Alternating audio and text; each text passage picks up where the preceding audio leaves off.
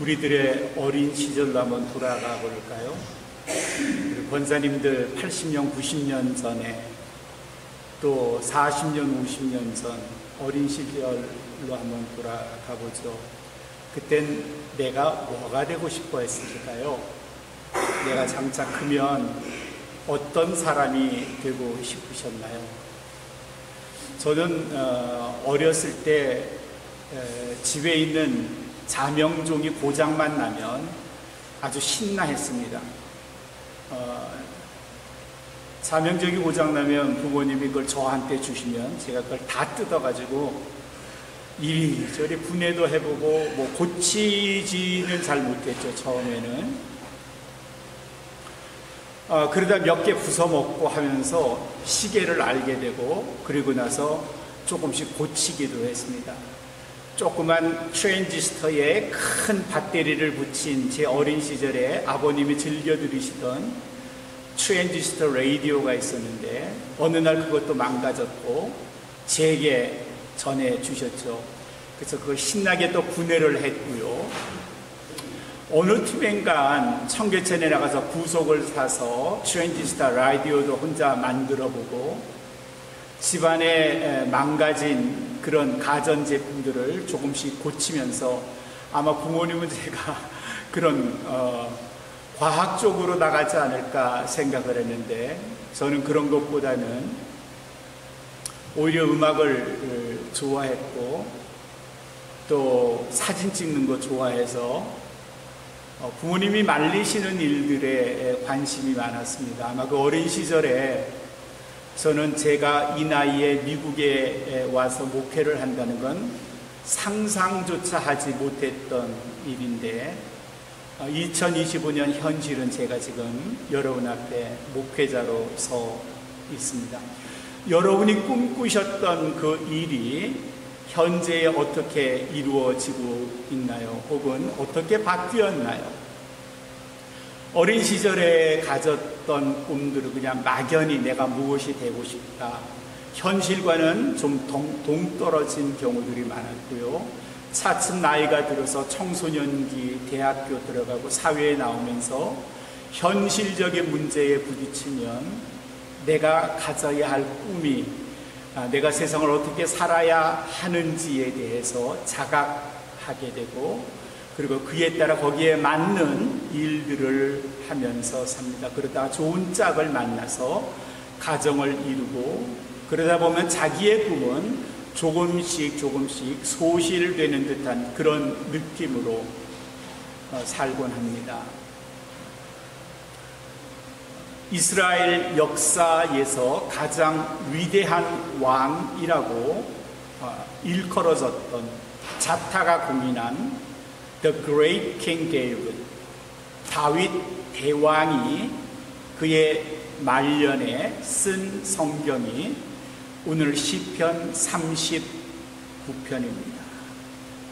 오늘 시편 39편에서 다윗은 자기 일생을 되돌아보면서 우리에게 조언을 주는 말씀이 4절부터 7절까지의 말씀입니다. 그는 어떻게 자기의 인생을 되돌아볼까요? 4절 말씀에서 여호와여, 내 생명의 종말과 연한이 언제까지인지 좀 알게 하셔서 내가 나의 연약함을 알게 하십시오.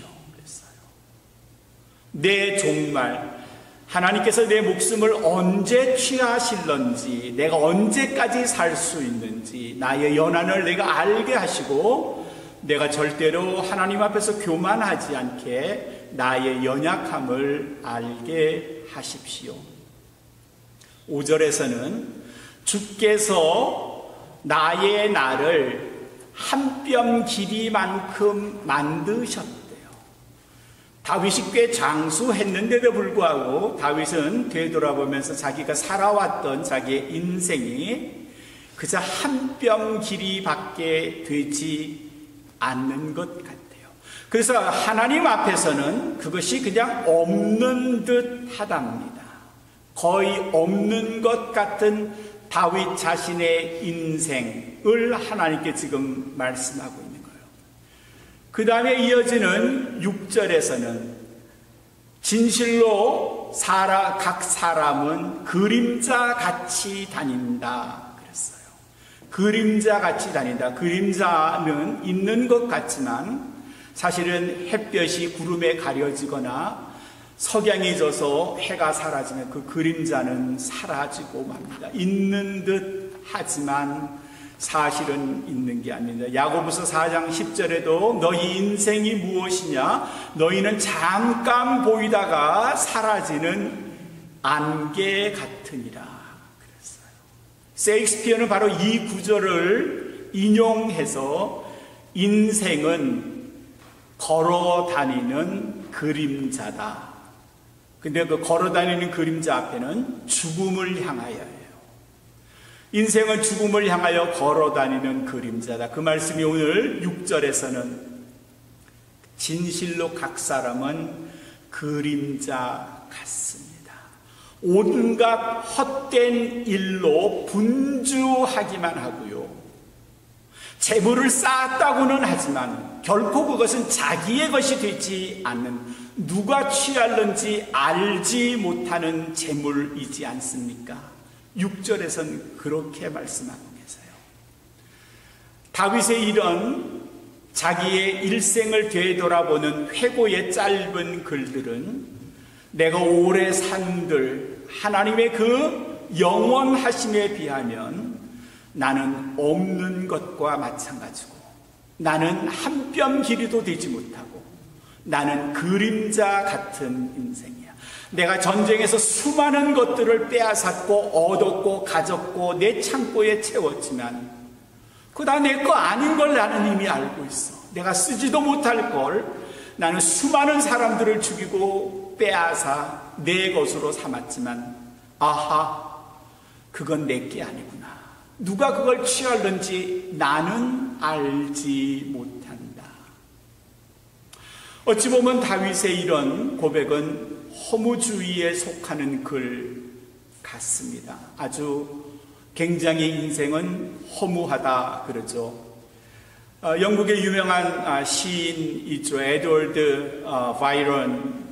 그는 인생에 대해서 이렇게 말합니다. 인생은 텅 빈 거품입니다. empty bubble. 아무것도 아닌 불면 날아가 버리는 그런 버블 같습니다. 또 만추의 낙엽 같습니다. 무르익은 가을에 떨어지는 낙엽 같습니다. 여름에는 푸른 잎을 자랑하고 싱싱한 열매 과일을 맺고 꽃을 피지만 가을이 되면 속절없이 땅에 떨어져 썩어져 버리는 만추의 낙엽. 꽃과 열매는 없어지고 잎은 벌레 먹어 늙음의 비에, 이렇게 바이런은 인생을 말합니다. 돌아보면 인생이 참 속절없다, 부질없다 하는 그런 생각이 들만합니다. 다윗에게는 그의 인생에서 굉장한 아픔이 있었습니다. 그의 사랑하는 아들 압살롬이 자기 다윗을 향하여, 아버지를 향하여 칼을 겨눈 겁니다. 그래서 아버지가 있던 예루살렘을 빼앗아 버립니다. 아버지 다윗은 급히 마하나임으로 도망을 해야 했고요. 이 아들 압살롬이 아버지의 성 예루살렘 성을 빼앗고 그 성에 미처 피하지 못한 다윗의 첩들 있었거든요. 여자들이죠. 그 여자들을 자기의 것으로 취하고 맙니다. 아버지의 여자까지 빼앗은 후에 아버지를 죽이기 위해서 다윗을 쫓아 마하나임까지 갔지만 결국 그는 처참한 죽음을 당하고 맙니다.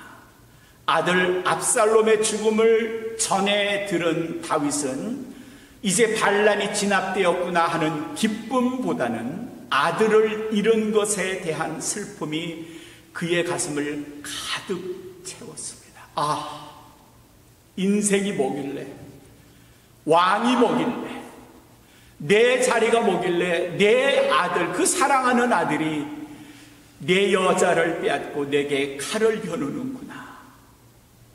이런 아픔을 맛봤던 다윗, 그가 오늘 말씀을 통해서 결국 인간이 그렇게 많은 것들을 소망했고 원했지만 그것들을 가져봐야 그것들은 텅 빈 물거품, 만추의 낙엽 같은 부질없는 것이라는 겁니다. 재물을 쌓은들 6절 끝입니다. 그것이 누구가 어떤 사람이 취할는지 알지 못하는도다라는 대목에서 결국은 물질도 다윗에게는 별 의미가 없는 것이라고 스스로 고백합니다. 전도서 5장 10절에는 이런 말씀이 있습니다.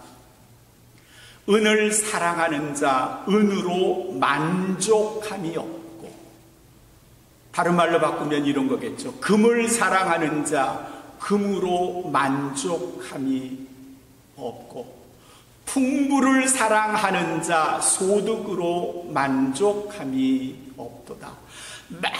많은 것들을 쌓아서 풍부함을 원하지만 아무리 소득이 많아도 결코 만족하지 못한다는 겁니다. 이 말에 잇이어서 독일의 쇼펜하우어라는 철학자가 이렇게 이야기를 합니다. 재물은 마치 바닷물을 퍼 마시는 것과 같다. 갈증이 난다고 바닷물을 마신다. 어떻게 될까요? 괜찮을까요? 갈증이 풀릴까요? 아니요. 점점 더 갈증이 심해집니다. 바닷물을 마구 퍼먹으면 갈증이 가실 줄 알았지만 오히려 갈증은 심해집니다. 결국 바닷물을 아무리 퍼먹어도 갈증이 나아지지 않고 그저 배가 터져서 죽거나 뭔 일이 일어나겠죠. 재물이 그와 같다는 겁니다. 재물뿐이겠습니까? 인간이 누릴 수 있는 온갖 권력의 자리도 마찬가지입니다. 우리는 그걸 먼 역사 과거로 돌아가지 않더라도 현실 속에서 돌아가는 전 세계의 동향, 한국의 동향, 미국의 동향을 바라보면 권력 부질없는 거라는 것, 그리고 그 권력 때문에 자기가 일어서는 것 같지만 결국 그 권력으로 스스로 무너지고 만다는 사실도 우리는 너무 잘 알고 있습니다. 이렇게 4절에서 6절까지 다윗은 그가 경험한 인생 속에서의 기름, 인생의 장수, 그가 누렸던 온갖 부귀, 영화, 권력, 이것들이 after bubble, 결국 텅 빈 물거품인가 알게 된 겁니다. 그리고 이어지는 7절의 말씀에서 그는 스스로를 향하여 이렇게 고백합니다. 주여, 이제 내가 무엇을 바라리요? 주여, 내가 이제 무엇을 원하겠습니까? 주여, 내가 이제 이 순간에 내가 뭘 더 바라겠습니까? Lord, what do I look for? What do I look for? 내가 이제 무엇을 더 바라겠습니까? 나의 소망은 주께 있나이다. 그렇게 고백합니다. 내가 재물의 소망을 두겠습니까? 더 많은 땅, 더 많은 권력을 위해서 내가 그것에 내 희망, 소망을 두겠습니까? 아닙니다, 하나님. 이제 내 소망은 오직 당신만이 나의 소망입니다. My hope is in you. 이게 다윗의 고백입니다. What do I look for? My hope is in you. 내가 주여 무엇을 더 바라겠습니까? 내 소망은 주께 있나이다.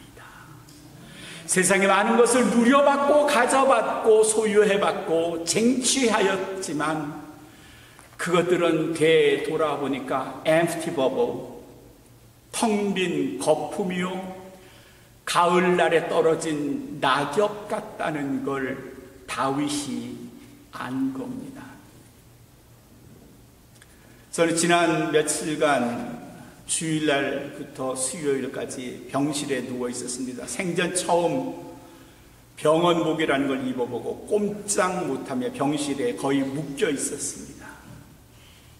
화장실을 한번 갈래도 간호사를 불러서 묶어있던, 연결되어 있던 아이비를 뗀 다음에 화장실을 다녀올 만큼 아주 번거로운, 잠을 푹 자고 싶어도 수시로 깨우는 간호사 때문에 잠을 잘 수가 없는, 이거 감옥 같다는 생각이 들 정도였습니다.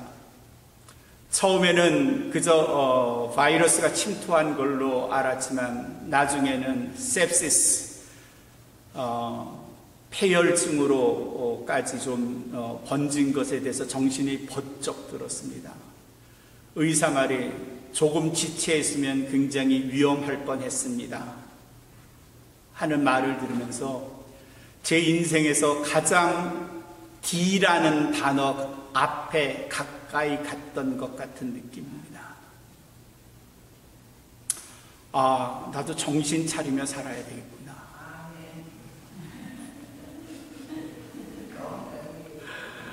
네, 감사합니다.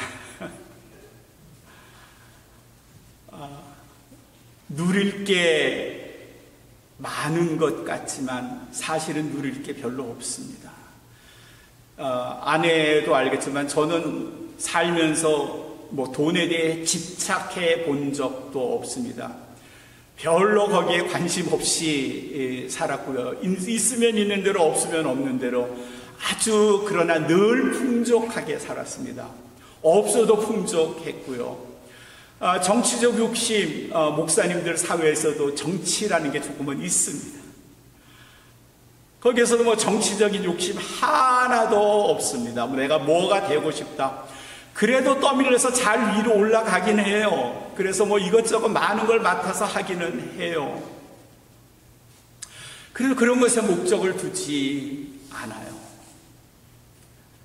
병실에 누워서 할 수 있는 게 성경을 읽고 오늘 주일 예배 준비하는 것밖에는 없었습니다. 7절의 말씀을 수십 번은 읽었습니다. 짧은 말씀이지만 수십 번을 읽었습니다. 그러면서 이건 다윗의 고백이 아니라 나의 고백이구나. 주여, 내가 이제 무엇을 더 바라겠습니까? 나의 소망은 그저 주님밖에 없습니다. 이게 제 고백이기도 하지만 사랑하는 성도 여러분, 여러분의 고백이 되시기를 주님의 이름으로 축원합니다. 이제 뭘 더 바라겠습니까? 미국 땅에서 풍요롭게 우리는 그저 그런 대로 잘 살겠습니다. 물론 빼어나게 부자도 아니고요, 신문에 이름이 오르락내리락 하는 유명한 사람이 아니더라도 저는 행복하고요, 여러분들도 행복한 거예요. 그저 주님이 나와 함께 하시기 때문이죠. 18세기 영국에서 태어났던 에드워드 모트라는 사람이 있었습니다. 배우지 못했어요. 늘 열등감, 그리고 다른 사람에 대한 공격, 불만, 원망, 이런 걸로 가득 찼던 에드워드 모트라는 사람이, 그가 가졌던 직업은 그저 할 수 있는 몸을 쓰는 일이었습니다. 나무로 가구를 만드는 일을 했습니다. 돈벌이도 시원찮았고요, 큰 돈을 벌지 못하고 그저 근근히 살았습니다. 그의 타고난 성격 때문에 주변에 친구도 없었고 같이 일하는 공장에서 사람들과도 그리 가깝질 않았습니다. 그럭저럭 그런 인생을 살아가던 37살 되던 해, 런던의 한 거리를 지나다가 눈에 뜬 교회에 들어갔습니다. 요한복음 3장의 거듭남에 관한 말씀을 화이트라는 목사님이 하고 계셨습니다. 뒷자리에 앉아서 물고맹이 그 이야기를 듣다가 마음속에 감동이 일어났습니다. 당신은 다시 태어났습니까? 당신은 다시 태어날 수 있습니까? 당신은 변화된 영혼으로 살아야 하는데 그럴 수 있습니까? Were you born again? 다시 태어날 수 있습니까? 이 말이 에드워드 모우트 가슴에 꽂혔습니다. 그리고 그날 밤 집으로 향하지 않고 거리를 방황하면서 나는 어떻게 세상을 살아왔는가 자신을 들여다봤더니 그 안에는 열등감이 가득했고 반항심이 가득했고 남을 향한 원망이 가득했고 세상을 향한 불평이 그를 점령했다는 사실을 알았습니다. 나도 다시 태어나야 되겠다. 나도 다시 태어나리라. 그리고 앞으로 나는 그리스도 예수 그분에게 내 소망을 두고 그분에게 내 삶의 초점을 맞추고 살아가리라 마음 먹었습니다. 조금씩 사람들을 대하는 태도를 바꿨습니다. 말씨도 바꿨습니다. 툭툭 내던지는 말을 해서 가급적 다른 사람의 입장에서 생각하는 부드러운 말씨를 선택했습니다. 공장에 있는 사람들이 수군대기 시작했습니다. 야, 모우트, 에드워드 말이 바뀌었네? 쟤 이상한 거 아니야? 뭘 잘못 먹은 거 아니야? 며칠 전에 에드워드하고는 아주 다른 사람이네. 가족들도 에드워드 모우트의 변화된 모습을 조금씩 인지하기 시작했습니다. 그의 삶에서 첫 번째는 예수 그리스도라는 사실을 잠시도 잊지 않기 위해서 기도하는 일과 말씀을 읽는 일에 집중하기 시작했습니다. 그때부터 그의 삶이 바뀌기 시작했습니다. 어느 날 그의 공장 사장이 에드워드를 불렀습니다. 내가 이제 은퇴하려고 하는데 우리 공장에 있는 사람들을 내가 둘러보니 자네가 이 공장을 맡아서 하면 제일 적임자일 것 같은데 자네 이 공장을 인수할 수 있겠나? 저는 돈이 없습니다. 걱정하지 말게. 저렴한 가격에 그것도 은행에 대출을 받아서 그 공장을 마침내 인수하게 됐습니다. 성품이 달라졌고 드디어 한 작은 공장의 사장이 되면서 거래처가 폭발적으로 늘어났습니다. 사업이 확장된 겁니다. 성장한 겁니다. 그가 나이 55살 될 때까지 그는 이제는 다른 사람이 무시할 수 없는 가구계의 왕처럼 큰 공장을 거느리고 많은 거래처와 거래를 한 사장으로 살았습니다. 그는 55살에 이런 결심을 했습니다. 나의 인생은 이제 이 정도면 될 것 같아. 내 남은 인생을 완전히 100% 하나님께 드려야 되겠다. 그리고 신학교의 문을 두드렸습니다. 그리고 침례교회 목사님이 됐습니다. 그리고 자기가 가진 모든 재산 공장을 다 팔아서 그 돈으로 영국의 한 교회의 언덕 위에 있는 교회 하나를 짓게 되었습니다. 그리고 그 교회를 완성하고 그 교회에 입당하면서 그는 찬송시 하나를 사람들에게 발표했습니다. 그 찬송시가 488장 이 몸의 소망 무언가 우리 주 예수 분일세. 굳건한 반석 되시는 우리 주 예수밖에는 없다는 겁니다. My hope is built on nothing less than Jesus' blood and righteousness. 예수 그리스도의 그 피 위에 내 소망이 세워졌다 그럽니다. 굳건한 반석 되시니 이 후렴구의 말씀의 영어에는 이렇게 표현했습니다. On Christ the solid rock I stand. 이게 도치가 된 건데 이런 원문은 원래는 이렇게 돼야 되겠죠. I stand on Christ the solid rock. 나는 굳건한 반석 되시는 그리스도 위에 서 있다. All other standing is sinking이라고 했어요. 모든 다른 것들은 전부 다 가라앉을 뿐이지만 굳건한 반석 되시는 그리스도는 절대로 가라앉지 않으시는 The solid rock, 굳건한 반석이시다는 겁니다. 소망이 이제 하나님밖에 없다는 겁니다. 나는 누릴 거 다 누려봤는데 이제는 하나님께 전념하겠다 하는 말씀입니다. 바로 488장은 그렇게 어려웠던 시절을 겪었던 에드워드 모트라는 목사님이 쓴 시입니다. 우리는 흔히 이렇게 말하죠.